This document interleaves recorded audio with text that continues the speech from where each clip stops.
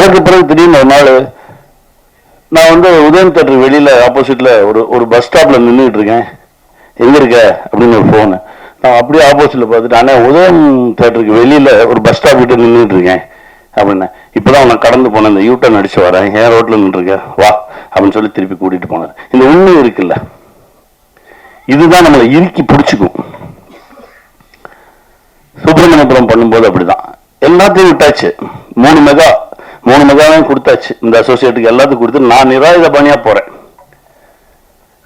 அங்க என்ன பண்ணி வச்சிருந்திருக்கான், ஒருவேளை இவர் வந்து நம்ம சொல் பேச்சை கேட்காம 2 படம் டைரக்ட் பண்ணியிருக்காரு, 2000 எபிசோடு எடுத்திருக்காரு, வேற ஏதாவது பண்ணாரு, நம்ம சொல்றதை கேட்கல அப்படின்னா நம்ம ஒரு சப்ஷூட் வச்சுக்குவோம்னு சொல்லி சசி வச்சிருந்திருக்கான். எனக்கு தெரியாது.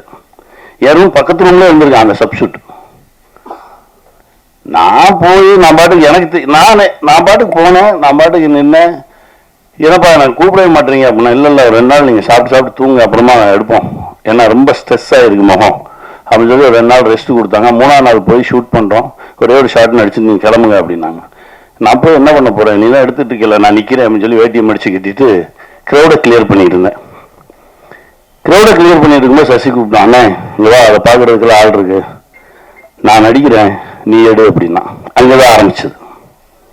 ஒரு உண்மையின் நேர்மையும் தான் நம்ம இழுத்துக்கிட்டே போகும்.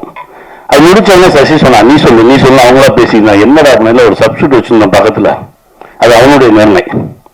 சப்ஸ்டியூட் வச்சிருந்தோம், உன் கையில நான் மைக்க கொடுத்தவன அவனை ராத்திரி அனுப்பிச்சிட்டேன் அங்கிருந்து அப்படின்னு சொன்னான்.